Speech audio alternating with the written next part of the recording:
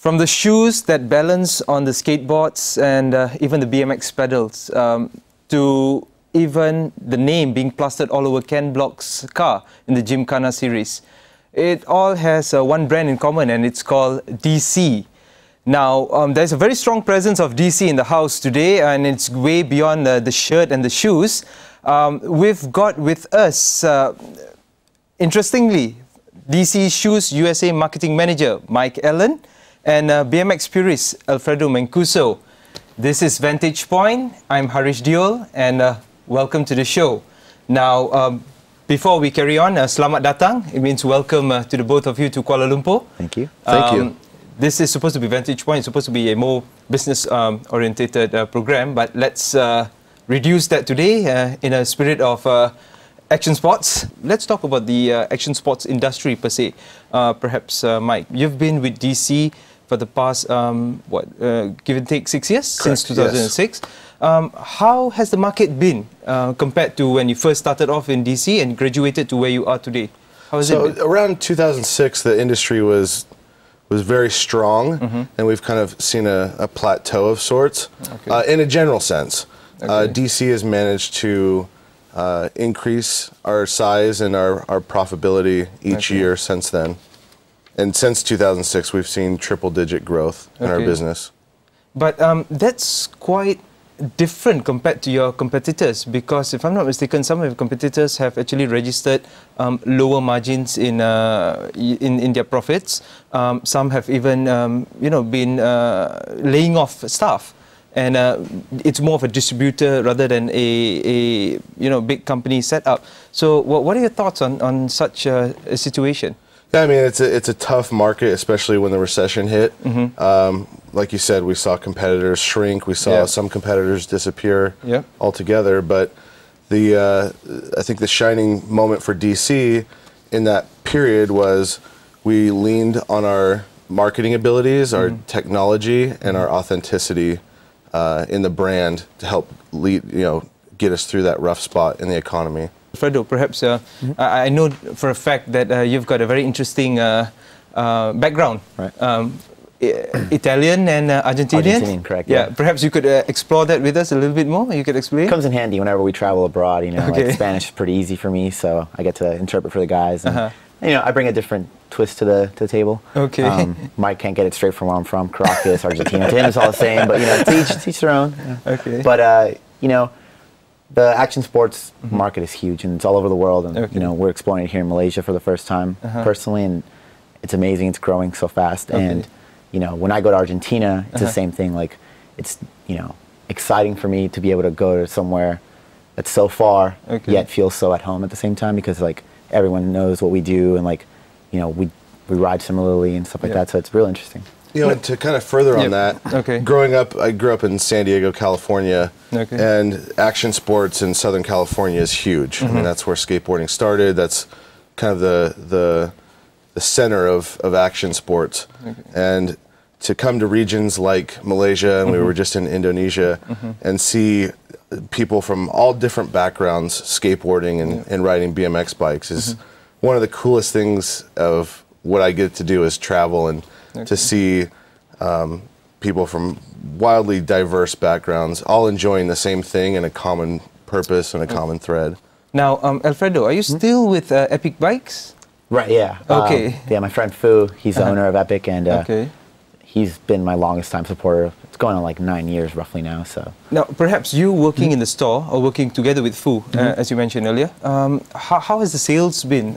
This economy has been sluggish. Let's not kid ourselves. Europe is hit pretty bad. Right. America is slowly, getting up back again. Right. And it's everywhere. But in the terms of sales, how do you? Well, I deal with more of the online stuff. I help Fu out with like websites and stuff like that. And personally, because we've diversified enough, where we not only carried BMX bikes but road bikes, fixed gears, stuff like that, we didn't really see the impact of the recession too much, because I feel that since kids, their parents might have lost a portion of their income or maybe lost their job altogether, they couldn't exactly afford an automobile, and maybe a BMX bike or a skateboard were a better choice. And I feel that for us, BMX actually took off. Like, it grew a lot better. We had more companies supporting us, you know, sending us product, because they knew that, you know, especially in Southern California, we were a powerhouse and like able to like have a pretty broad reach. Okay, so if with that in mind, it goes to show that actually the scene is not dead, shall I say, compared to the if we actually take the economics into equation. So perhaps DC has also seen a growth in that sense. Yeah, and part of it is managing your business properly. Okay. The recession is very real, and it affects our retailers that sell our products. Okay. So for DC, it becomes the challenge to meet those expectations for the retailers, that they can remain profitable. Okay. And for us, it sometimes means introducing different products and new segments and trying to get into areas that have growth potential. When you talk about growth potential, has it worked in the sense that, you know, you've now started out with a new line of trainers and so forth and so on? Has it really worked for you guys? Yeah, so far the response, we developed a technology called Unilite. Okay. It's a midsole material that reduces the weight of the shoe significantly and increases the comfort immensely. Okay.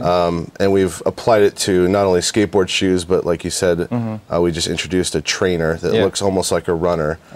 For us, it was important to give our athletes the right equipment to do the things they needed. Okay. Because when they're off the bikes or off the skateboard or off the motorcycle, a lot of them train. Some of them train because of injury. Some of them train to remain sharp. And we wanted to give our athletes the best products available to help them reach their potential. Okay. And in doing so, that product is taken off, and the public has responded accordingly. We are going to go for a short break. When we come back, we will definitely discuss about their experience in Jakarta and how is it like in Kuala Lumpur. We'll come back after the break.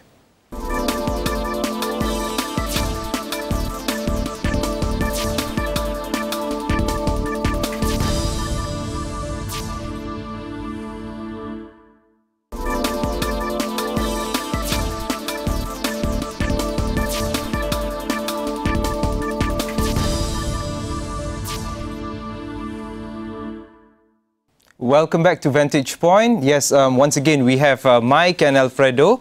Mike is with the sports director, or marketing director, should I say, for DC Sports USA and DC Shoes. Yes. Sorry, USA. And we have Alfredo Macuso. Pleasure.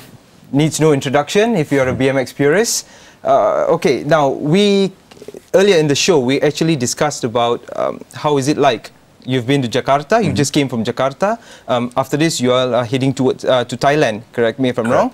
Okay, so based in Jakarta and what you've done, a couple of trainings and shootings here in Kuala Lumpur and in Malaysia specifically, how has it been?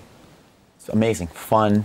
Everyone just has such a great energy and like passion, and they're so friendly. Everyone, all the places we've been to, just really passionate about the sport and just want to like tell you about it and like take a picture with you, and it's really fun for us, you know, like to meet kids that are so, it's going to be a bright future. That's one thing that I think about, because, you know, in America it's so diverse and like it's a little more cliquey. Out here it's more accepting, like everyone's cool, everyone rides with each other, everyone respects each other. It seems awesome, you know. You say about kids now, can you relate to them? I mean, how was it like when you were growing up, when you bought your first bicycle? Do you still remember that, your first everything, yeah. BMX? Could you please relate to that, and how did you actually explore into the scene? I mean, into taking this seriously? Right. It just, I mean, personally, I felt like I've never grown up. Like, I'm still a kid just like them, you know. Like, and how old you are? Pretty mature, you know, joking around all the time, pranks and stuff. Okay, but cool. Yeah, I remember being a kid, and like, I personally saw it from one of the DC athletes. I saw Dave Mirra on television at an X Games, and I was like, wow, this is amazing. And then I told my dad, hey, can we get a bike? Because I had a mountain bike and didn't correlate to what I wanted to do. So he took me out to Toys R Us, and we picked up this bike called the Royce Union, which was like, it's like a cheap, like, you know, beginner bike. And we went out, and like, at first it was like the hardest thing ever. And then, you know, over time with your friends, just having fun, you pick it up. And like, I honestly, even to the day I got sponsored and turned pro, anything like that, I never really thought I was going to go anywhere with it. It was just something I loved doing and like sharing a good time with my friends. And then that's what I see in the kids here. Like, you know, they're very passionate about it, but at the same time, they're just having fun. And that's the most important thing, because in America, everyone sees like, oh, you know, you're on TV, you're doing this and that, and like they want to do it for the fame or the money or something like that. And out here, I feel like it's more of a purist thing where they want to do it, and like regardless of there is money or not, they just want to have fun, you know. And that's something that I think is a bright future for BMX and action sports in general. Okay, but while growing up and while doing, I mean, what you do best, I mean, did you actually face any stumbling block, or you know, was there any proper support from any party, or was this a pure, you know, Alfredo Macuso thingy until, you know, then brands like DC and so forth and so on came on board? How was it like for you? I mean, it's always a struggle. Even now, you know, you go through sponsors and changes and stuff like that. But, you know, growing up, my parents didn't have a lot of income, so like, you know, you make do with what you have. So I would be online on eBay all the time, like seeing the best part I could buy for the cheapest and getting it shipped and trading with my friends, bartering, you know. And then over time, Epic BMX is like the first bike shop that really helped me out, supported me, helped open some doors for me and stuff like that. And I started riding for a German company initially. So they would have to send me product all the way across the seas, and then eventually I made a transformation to an American company, and now like, you know, DC was definitely the company that like helped open everything, allowed for, you know, international travels and just opportunities that you would never get unless like such a company had such, you know, backing of you, you know. Mike, Alfredo actually said that when he first started, he had a German company actually helping him out, shipping all across you know, the seas. Let's say if we have within us in Malaysia a talent, you know, would DC USA actually look into it? Yeah, and that's the best part about how we have it structured. Each region has its own team. Correct. And as the talent level increases, the international awareness also follows suit. Certainly, if there was a talent within Malaysia or anywhere in Southeast Asia, like we would definitely take part of it. What is your advice towards budding? I mean, perhaps both of you, Mike and Alfredo. We'll start off with Mike first. What is your advice towards you know, guys here in Malaysia, guys or girls, who would like to explore this and who would actually like to take this up seriously? I mean, of course, there's nothing, you know, you guys will like to take it light and cool, but there is a seriousness at the end of the day when it comes to actually being part of the fraternity. So what is your advice to them? It's a challenge. I think the most important thing is to remain having fun on your bike. I mean, that's, at the end of the day, you can tell the difference between someone who wants to do it as a job and someone that has fun. And we gravitate towards the people who want to have fun. So, sorry, so is it a job or is it fun for you, Alfredo? It depends. Today, good job. Tomorrow, not so much. But personally, I think that, you know, BMX, action sports across the board, is a tight-knit community across the world. Like, if someone sneezes in America, someone out here is going to catch a cold because they'll know. You know, and it's really, it goes through the grapevines. And, you know, if there's a strong enough talent anywhere in the world, you know, someone's going to find out about it. And it's going back to what Mike says, you know, if they're having fun, if they're not, you know, killing themselves just for $1, it shows. Like, you're always riding with a smile, you're always having fun, and you just excel better that way. And like, people around you get that vibe from you, and it's contagious, and that's what we want to do. Like, our team is really a tight-knit group, and we all have fun. And at the end of the day, that's what makes traveling amazing. Because if you're traveling with a bunch of dudes that just want to just get stuff done, it's awesome, it's good productivity, but then at the end of the day, it's like, you know, they're not having as much fun, they're just doing it as like. But Alfredo, sometimes it's not just about the bike or the enthusiasm, it's also about the facility. Now, you've been here, you've seen the facility here. How would you rate it? I mean, personal assessment. The skate park we went to yesterday was amazing. It had crazy variety. They had mountain bike jumps, BMX, dirt jumps. They had an amazing skate park. It even had like a real true street spot at the beginning, like at the forefront of it. Had a nice like hubba. And you know, that's going to truly help the progression of the sport, because kids, when they have better facilities, they're just going to want to go bigger, go higher. And, well, you know, going back, having fun. You know, it's just fun. Sorry to cut you off, but we've got to take a short break. But when we come back, we are definitely going to speak about the internet boom and how it has actually helped action sports to a certain extent. We'll be right back.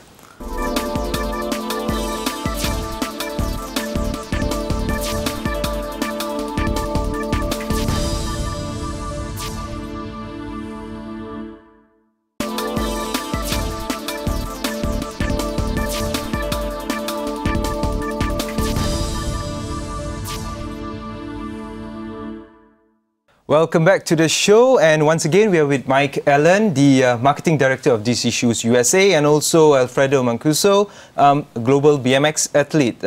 Now, before the break, we actually spoke about the internet boom, and in the year 2000 onwards, we've seen a lot of indie sports, shall I say, they have actually made more progression on the internet. They've gone viral, and of course, Ken Block's Gymkhana is one of them, a classic example.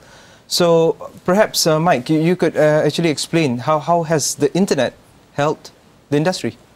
It's been amazing because you can put a video out that can be seen worldwide, where previously it would be very select areas that saw it. You might have to buy a DVD. Now those opportunities are sort of unlimited, and you know, the Gymkhana series is a great example of that. Between the 5 videos and ancillary videos, we're approaching 200 million views worldwide on that.